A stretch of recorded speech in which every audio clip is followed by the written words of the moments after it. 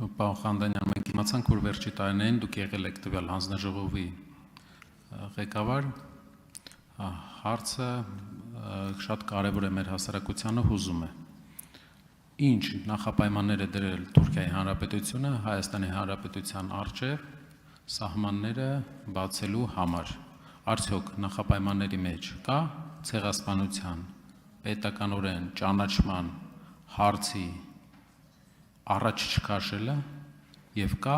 մեր ազգային խորհրդանիշներ, մեր զինանշանի կենտրոնում պատկերված Արարատ լեռան խորհրդանիշային բազայից հանելը, այսինքն մեր բոլոր խորհրդանիշերից հանելը։ Շնորհակալություն։ Շնորհակալություն հարցի համար, պարոն Կարապետյան։ Հայաստան-Թուրքիա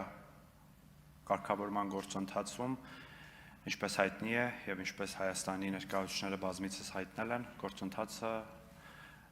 իրականանում է առանց նախապայմանների, այսինքն Հայաստանն եւ Թուրքիան, Հայաստանի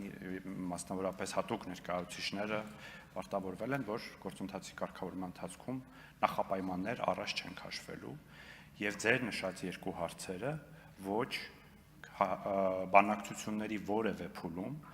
նման պահանջ, նման նույնիսկ ակնարկ Թուրքիայի ներկայացուցիչների կողմից երբևէ չի եղել։ Արձագանք։ Շնորհակալություն, այսինքն կարող ենք ֆիքսել, որ Արարատ լեռը որպես մեր ազգային խորհրդանիշ շարունակում է կատարել իր դերը առանց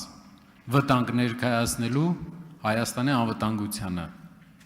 Եվ երկրորդ, ցեղասպանության հարցը եւ պետական ճանաչումը Հայաստանի արտաքին օրակարգերի առաջնահերթություն է, աշխարհի երկրների պետական ճանաչումը։ Պարոն Կարապետյան, ձեր հարցը եւ դրա եզրահանգման տրամաբանությունը մի քիչ իրար լավ չէին բռնում, բայց ինչ վերաբերում է ցեղասպանության հարցին, ցեղասպանության հարցի լինելը որպես մեր արտաքին քաղաքականության առաջնահերթություն, ոչ Հայաստանի Հանրապետության համար ցեղասպանության, հայոց ցեղասպանության միջազգային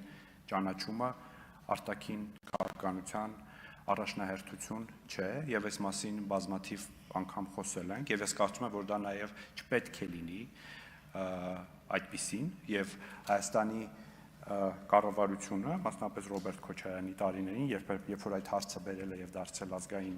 արտաքին քաղաքական առաջնահերթություն, մեծագույն սխալ է գործել, որովհետեւ ցեղասպանության, հայոց ցեղասպանության ճանաչման հարցը մի շարք պետություններ գործիքայնացրել են եւ մի շարք խորհրդարաններ շատ բանաձևեր են ընդունել մեր բարեկամ երկրների խորհրդարաններ եւ միևնույն ժամանակ օրինակ Ադրբեջանի հետ մեծ ռազմական պայմանագրեր են կնքել եւ ստացվել է, որ հավասարության նշան են դրել։ Հայոց ցեղասպանությունը չպետք է դարձնել որևէ տեսակի բանակցության առարկա։ Շնորհակալություն։